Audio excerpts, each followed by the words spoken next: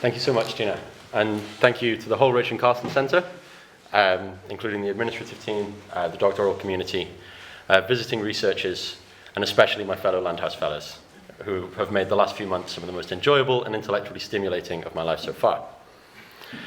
Today, I'm actually going to be making quite a discrete and self-contained argument.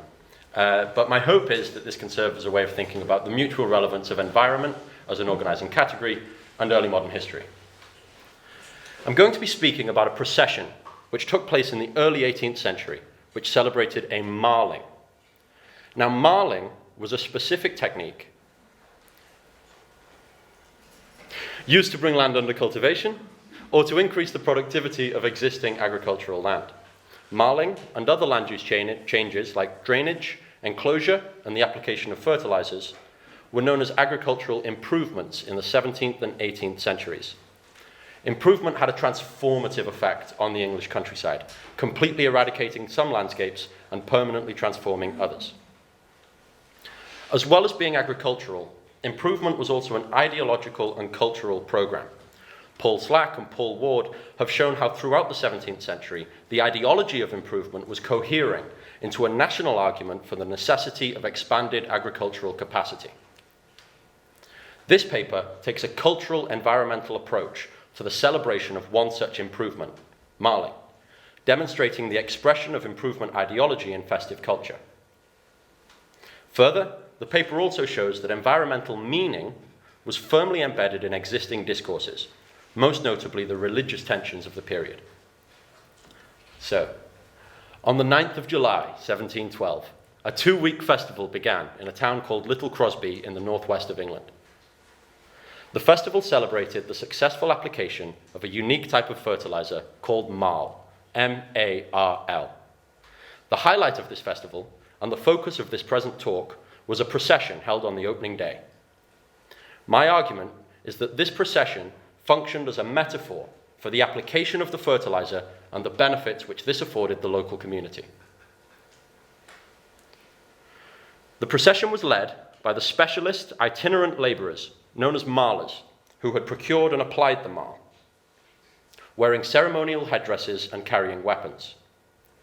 They were followed by local young women bearing large garlands of flowers.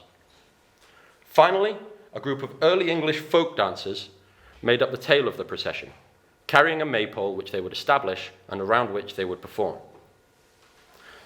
The marlers who effected the marling came first, representing their own heroic conquest of nature.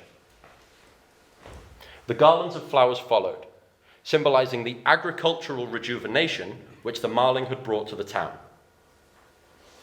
The folk dancers and the maypole were the social signifiers of springtime, indicating the social benefits of this agricultural renewal.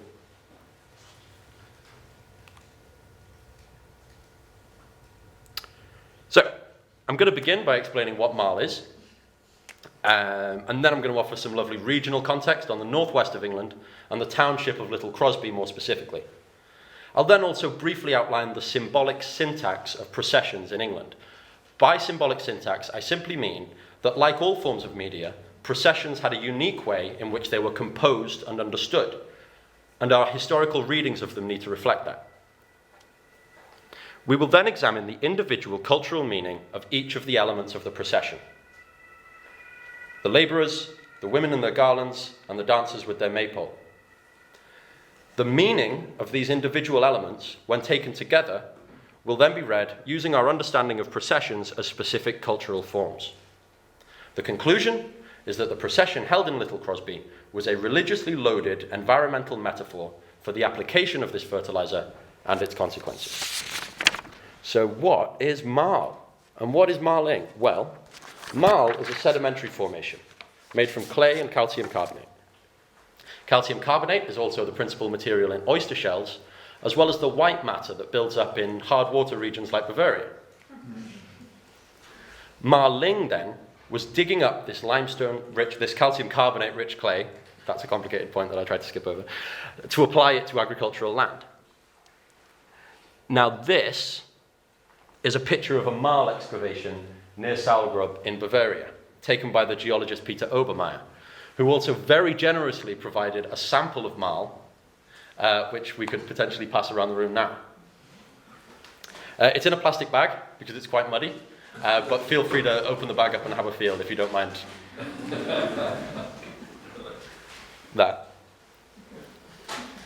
So the key thing about marl is that it's strongly alkali. And in England, it was used for centuries to raise the pH of acidic landscapes to increase nutrient availability for agricultural plants. While it would take a year or more for marling to reach its maximal impact, improvements in nutrient availability would begin to be seen in a few months. The difficult and dangerous work of marling was carried out exclusively by well-paid specialist labourers who travelled from town to town offering their services.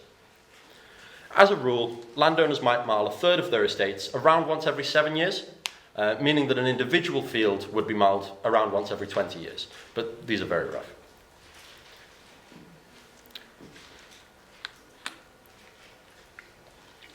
So marl is of major environmental significance, and its application in a more potent form, called lime, was a major contributor to the systemic destruction of England's acidic peat bog landscapes. So peat bogs are deep, wet, highly acidic and nutrient-poor environments,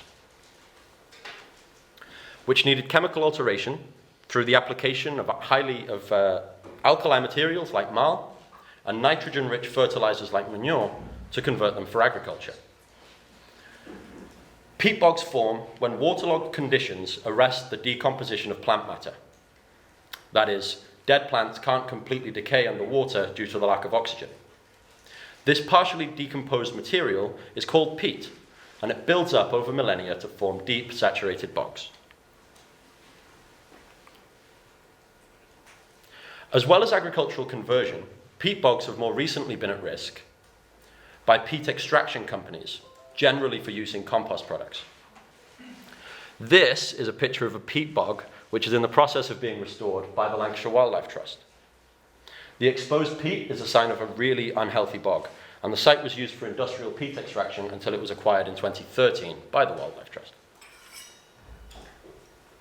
Functioning wet peat bogs are immense carbon sinks. However, when the bogs are converted for agriculture or excavated for compost, the peat is exposed to oxygen and decomposes, releasing huge amounts of carbon dioxide. Institutions like the Lancashire Wildlife Trust are in the process of restoring these delicate landscapes. This basically involves re-wetting them by blocking existing artificial drainage channels and also replanting with the plant species which historically characterize them.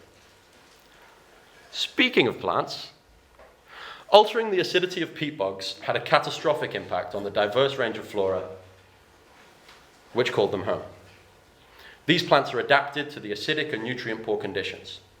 One such plant is the sundew, which supplemented its nutritional needs via insectivory, that is, consuming insects. So the long stalks on the sundew secrete like a thin adhesive at the tip, which insects land on, and it traps the insect, and then they slowly bend around the insect and release enzymes, which breaks them down. The agricultural conversions of the 18th and 19th centuries were catastrophic for the sundew. As a practice of improvement, marling chemically altered even the land which was not directly given over to agriculture, compromising agricultural margins, particularly drainage ditches, which could otherwise have offered refuge to the characteristic bog species. Importantly, marl is not interchangeable with other fertilizers like manure, because it doesn't actually add nutrients to the soil, but rather increases the availability of nutrients by neutralizing acidity. The background image, which I'm using to visually anchor this talk, is called the Marl Pit. It was painted in 1809 by John Sell Cotman, and it depicts the cavity left in the landscape by marl excavation. Now, the festival which I'll be discussing today takes place in the north of England, around there, and specifically in a township called Little Crosby, which is located here in the southwest of the county of Lancashire. This is a gorgeous map of Lancashire, which was produced in 1610 by the cartographer John Speed. Little Crosby was characteristic of southwest Lancashire in that it was a heavily Catholic, largely agricultural township which was surrounded by acidic peat bogs. Marling had thus been going on for several generations by 1712. However, our festival is the only recorded celebration of a Marling in Little Crosby.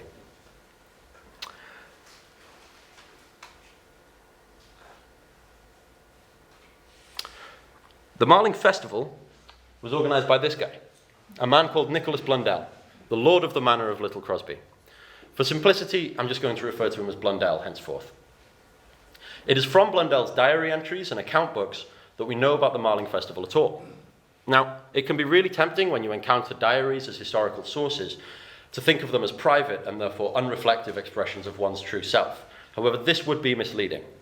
Blundell's diary was composed from notes every few days, and his entries were therefore a product of his own deliberate self-fashioning.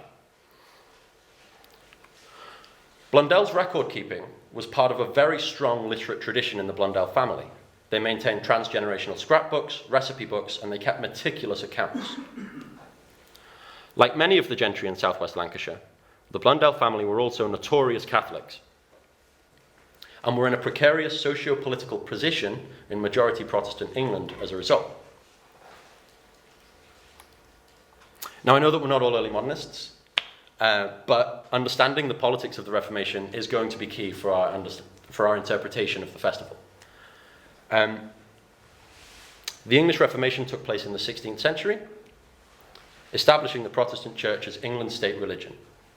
This was still the case by the time of our procession in 1712, and Catholics were subject to waves of persecutions in the 17th and 18th century. These waves generally tracked the broader political narrative of England as a whole. Reprisals coming after rebellions by Catholic sympathisers in 1715 and 1745.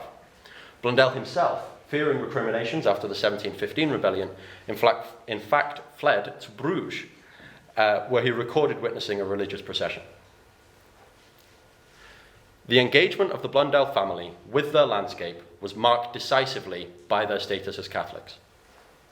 The religious context here allows us to see how interconnected the environmental history of England is with its social and religious history. So the Marling Festival was part of a category of popular festivity, which also included activities like garlanding symbols with flowers, establishing maypoles, bear baiting, and dancing. Popular, rural festivities like these were heavily identified with Catholicism throughout the early modern period. What's really key to understand here is that these rural festivities were not a part of Catholicism itself. Rather, the Catholic Church had been prepared to tolerate these practices, whereas the new church could not. Historian of the Reformation Patrick Collinson has argued that the reforming church found itself contending not so much with Catholicism per se, but rather with, quote, a pursuit of pastimes and pleasures which had lived happily alongside the old religion, but found that they could not put up with the new.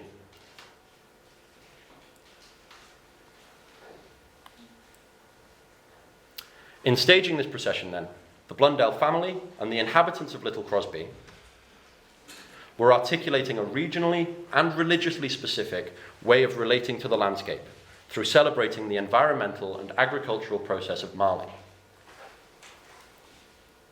In fact, these rural festivities were regarded with suspicion by Protestant reformers precisely because of the centrality of the landscape to many of the festivals. The rather hyperbolic Puritan polemicist press argued that practices like garlanding or dancing around maypoles were vestiges of sacrilegious pre-Christian veneration of nature. For Alexandra Walsham, these practices recalled, quote, Roman veneration of nature and the heathen ceremonies of Fontinalia and Ambervalia. In holding this festival then, and in decorating and celebrating their mastery of the landscape so directly, the Blundell family were articulating and reinforcing a contentious form of environmental understanding. Okay, processions. Processions in early modern England were organised and understood according to discrete rules of interpretation. Processions themselves had been religiously contested since the near total ban on religious processions of 1589.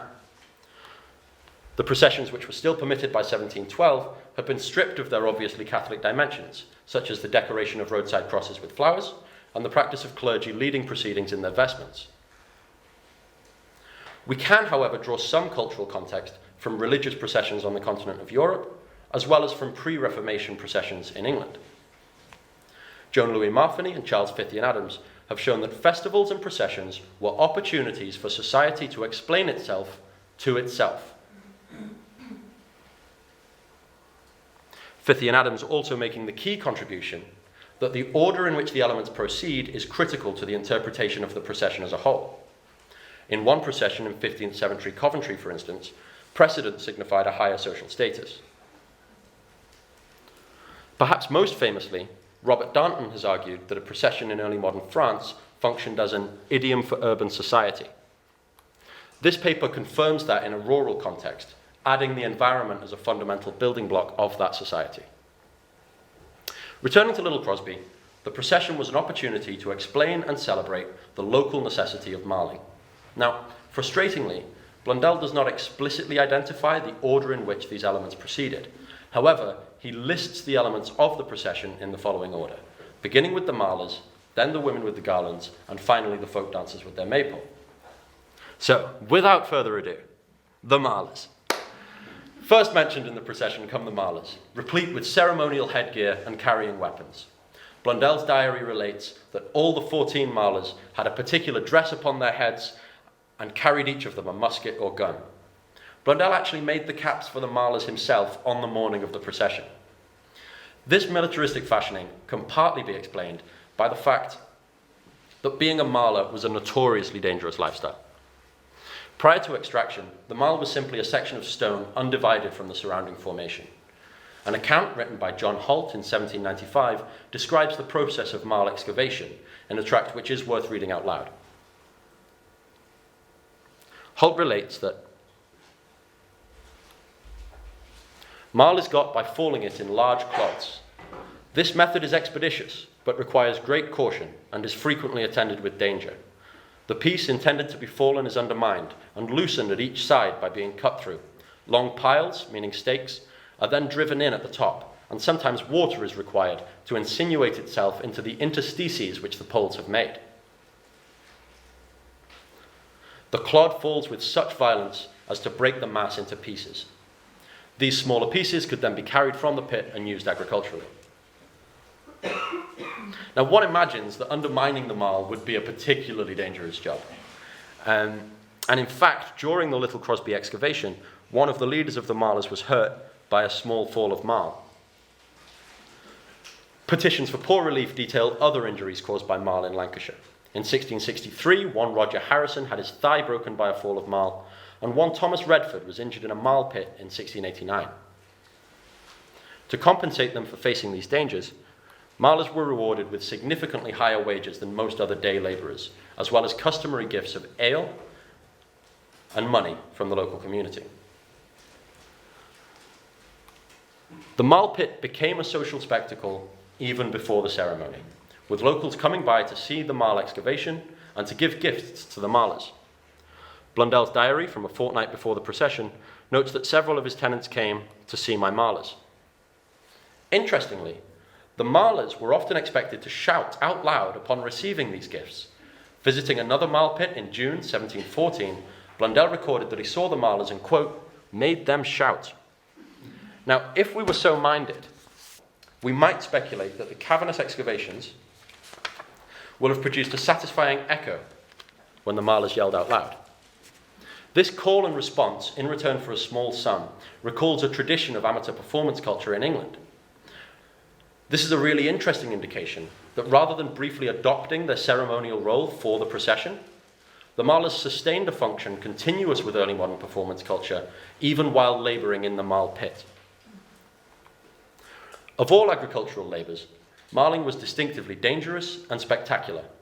The marlers and their bravery were at the forefront of the procession and the actual task of marling, and they were followed in both by the signs of vegetable regeneration. The second element of the procession was made up by the women of Little Crosby carrying large garlands of colourful flowers, and they laid the garlands inside the marl pit itself. The garlands were produced by local women in a barn owned by Nicholas Blundell, and it is unfortunate that the only record we have of their labour and their participation in the festival is from his diary. We do know, however, that Blundell paid deliberate and close attention to the garlands, seeking to maximize their visual impact. He was intimately involved in the construction, on the 7th of July, shaping tinsel, etc. for the garlands, and personally buying the hoops on which the flowers were mounted. On the eve of the procession, the garlands were dressed in his barn by the young women of Little Crosby and the surrounding towns. Now, Blundell actually calls the procession, quote, the flowering of my marl pit, indicating both the centrality of the flowers, but also that the marl pit itself was the object of adornment. Blundell's diary entry from the day of the procession, where he reflects that his marl pit was flowered very much to the satisfaction of the spectators. In this, we can see that he was sensitive to the procession's reception by the people of Little Crosby, and therefore that it was organized as a public spectacle, designed to be visually and culturally impressive. The flowers are central, both to the overall meaning of the procession, as well as to how it appealed to the visual senses of those watching. The garland makers had a broad library of flowers and colours to draw on in designing these garlands. Blundell was a committed and prolific gardener and employer of gardeners, paying close attention to the visual organisation of the flower gardens and investing gardens and garlands with social and ceremonial significance. This is important as the flowers for the marl pit almost certainly came from Blundell's own garden. Blundell kept meticulous records of the flowers in his gardens. Anemones, carnations, and tulips were some of the most favoured, although dozens more are mentioned at one time or another. While some of these plants served medicinal functions, the vast majority were principally or entirely decorative, either in the gardens themselves or as part of garlands. Flowers were a key component of the visual language of celebration in Little Crosby. The use of flowers in this way was further intertwined with Little Crosby's sophisticated socio-religious situation. So what did flowers mean? Well, garlands of flowers are generally deployed in the springtime, especially festivals held on the first day of May. The procession analogized these springtime associations into the rejuvenation of the local agriculture which followed the Marling. Ronald Hutton's History of the Early Modern Festival Calendar argues that while they were important to festivities all around the year, blossoming foliage, maypoles and garlands were all associated especially with May Day. The garlands will have visually transformed what was a sterile limestone quarry into a cornucopia of vegetable life. These signifiers of springtime and vegetable renewal transformed the marl pit in a staged recreation of the agricultural transformation which the Marling enabled in Little Crosby. So this is a bit of an outside, but it's an interesting one. So it's an interesting example basically of the symbolic importance of flowers in the Blundell family's household and the religiously contested nature of this use of flowers. 1 month after the procession, the children of the Blundell family staged a mock funeral for one of their dolls, which they buried, quote, with a great deal of formality. They had a garland of flowers carried before it, end quote. This is a worthwhile vignette, I think. A gang of children in early 18th century England staging a mock funeral using a procession and a garland of flowers. Even this funeral signalled Little Crosby's Catholicism. Historian David Cressy reports that Puritans railed against the, quote, monstrous idolatry of funeral flowers. Back to the procession. The final element in the procession was the maypole. Now, like the garlands, the maypole was a classic symbol of springtime and renewed natural agricultural vitality. There is in fact a maypole about 20 metres from our front door at the Land House, and they're dotted all over the villages and towns of the Bavarian countryside.